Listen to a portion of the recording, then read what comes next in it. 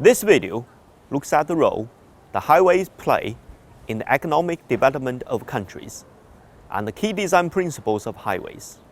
To help put these elements in context, you will look at the example of a busy intersection in Leeds, UK, and the challenges it presents to transport professionals. This is the Lawnswood Junction, where the A660 meets the A6120 Outer Ring Road. It is one of the busiest junctions in the outskirts of Leeds, with over 60,000 vehicles passing through it each day. As a result, there is considerable congestion at peak times. According to Leeds City Council's consultation website, buses are often delayed at peak times, with delays worsened by Leeds-bound traffic queuing back to the roundabout from Headingley.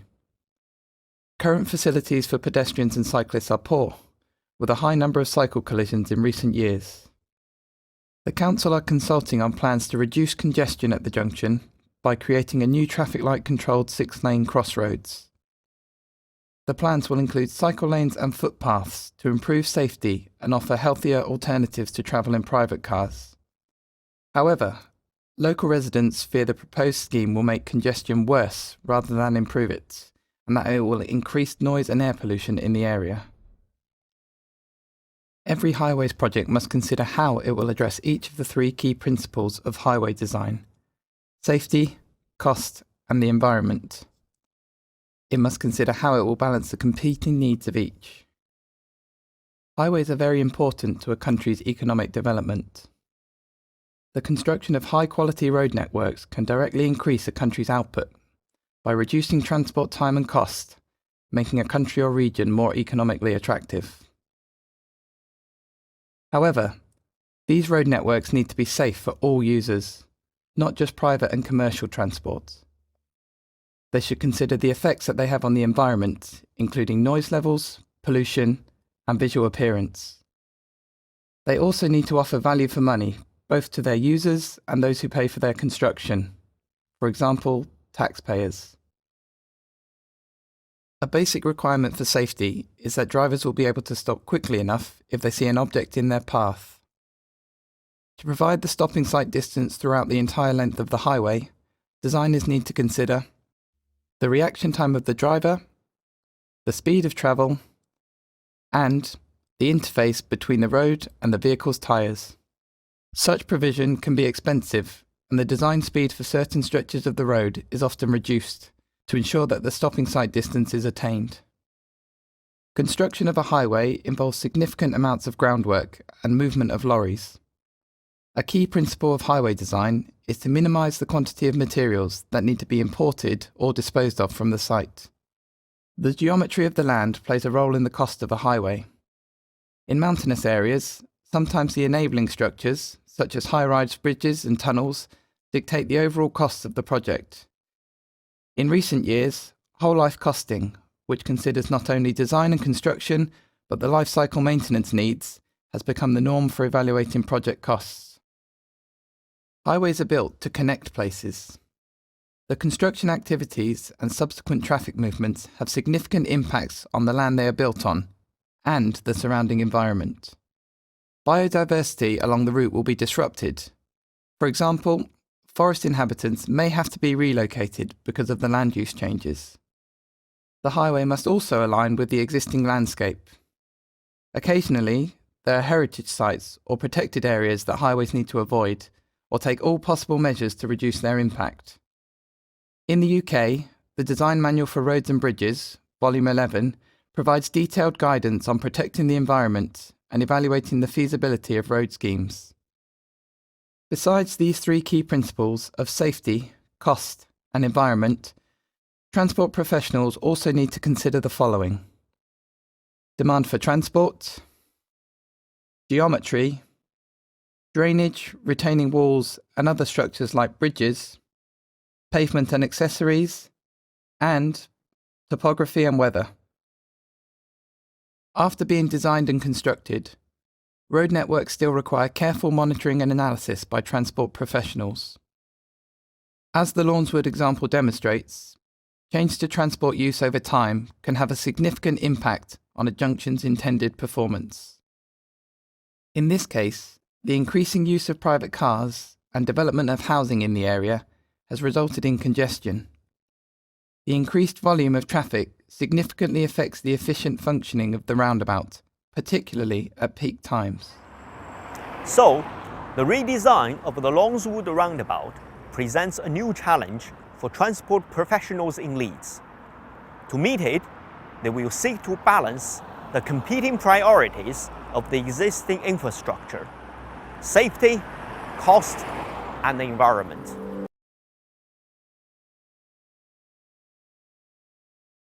Of interconnecting road networks has a significant impact on the way in which road users make their journeys. This video looks at the critical elements that engineers need to consider when designing the road networks for the safe and efficient flow of traffic. An intersection is where two or more roads meet to provide a means for traffic to change its direction of travel. Here, road users make decisions and take the necessary steps in order to safely and efficiently progress their own journey without interfering with that of other road users. They are expected to make these decisions and manoeuvres based on the road use code of the country in question. For example, in the UK, this is described in the Highway Code.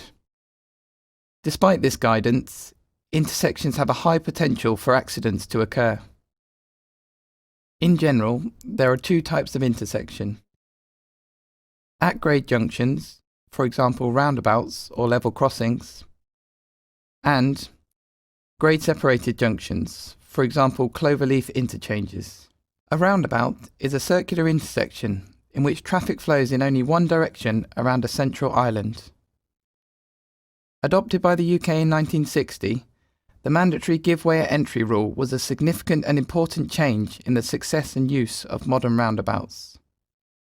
Compared to a priority junction, that is, a junction without traffic control, the roundabout has a number of benefits in capacity and safety enhancement. These include reducing vehicle conflict points, eliminating head-on collisions, and reducing the demand for traffic control. Conflict in the direction of flow often results in the slow movement of traffic, also known as congestion. Therefore, the overall capacity for a road depends significantly on the performance of its intersections. The UK Transport Research Laboratory established the relationships between entry capacity at a roundabout and 6 geometric parameters, based on observations at a number of locations involving 500,000 vehicles. As this animation shows, the entry width value affects the entry capacity for a particular route onto a roundabout. This allows planners to calculate what is known as the ratio of flow to capacity of the route. Effectively, this means that if the value of the ratio of flow to capacity is high, congestion will result. Another form of traffic management used at roundabouts and at junctions is signal control, commonly known as traffic lights. Traffic at signalised intersections is regulated according to time and/or the available space. The primary purpose of traffic control by light signals is to prevent conflict between vehicles. This is done by allocating a certain amount of time and road space to each traffic flow in a safe, efficient, and equitable manner. Cycle time, the completion of a whole sequence of stages, determines the length of red and/or green periods and is a main design element in traffic engineering. This example illustrates how each stage in the light sequence manages the flow of traffic as a single-lane road meets a two-way carriageway. Grade-separated junctions are intersections where one road passes over another, with or without ramps to connect them.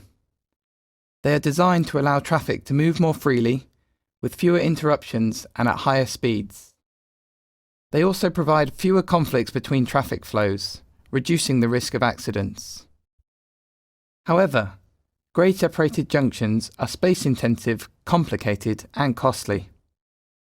This is due to their requirement for large physical structures, such as tunnels, ramps, and bridges. In addition, due to their ability to accommodate large traffic volumes, Grade-separated junctions contribute significantly to noise and air pollution for nearby residents and businesses. The M25 ring road around London has more than 30 grade-separated junctions, which connect the M25 with radial motorways, for example the M1 and the M40, and trunk roads.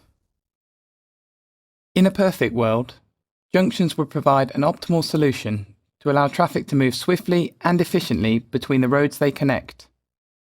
Unfortunately, vehicle speed and volume, cost, land use restriction, and aesthetic considerations often have competing requirements in a junction design. Due to this, compromise is frequently made to meet the design requirements. However, speed, consistency, and lane balance are critical design considerations. This is the M40-M25 interchange.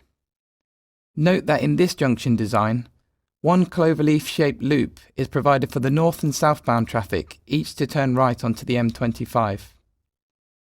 But the east and westbound vehicles will follow a straighter link in order to make the right turn. Both the links are located in the third quadrant. Land use restriction in the first and third quadrants is likely the reason for this layout. The direct links also enable higher speed for right-turning vehicles. This is needed due to high volume of traffic on the M40. However, this required 2 bridges to be built as a result of providing these direct links. The design of traffic intersections frequently demands a compromise between the ideal solution and what is realistically achievable.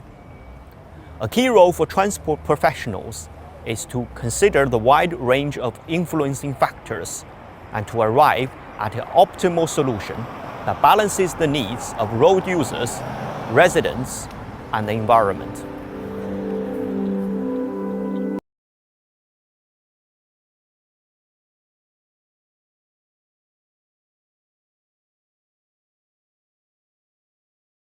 Transport modelling is a mathematical representation of the way the traffic flows.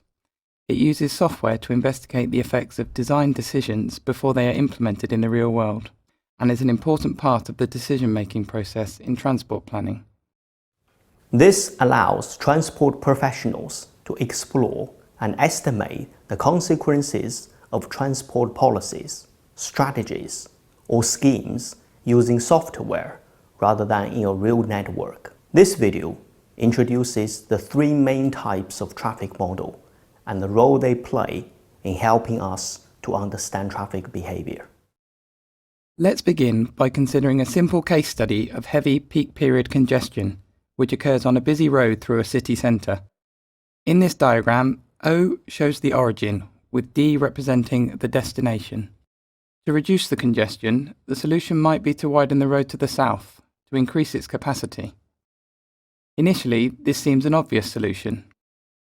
Within the first few days or weeks of widening, the same volume of traffic would travel more freely, reducing journey time. However, as drivers using the route to the north become aware of the widened road, it's likely that they will begin to use the southern route instead. As a result, this route would soon become congested again. In addition, this induced traffic would have knock-on effects on surrounding roads. The case study is an example of why mathematical modelling is required in transport planning. Mathematical models are a simplified way of viewing reality, and are fundamental to how transport professionals understand, analyse, and design transportation systems. The transport system is a combination of components which can be modelled using a collection of assumptions, physical laws, behavioural hypotheses, and relationships. They also combine these assumptions with data specific to the situation being analysed. Consider an existing road network. At low volume, traffic can move at high speeds. However, as traffic increases, vehicles start to influence each other. As a result, the presence of other vehicles causes drivers to decrease their speed. This behaviour can be measured, recorded, and then used to predict traffic flows and where and when congestion might occur.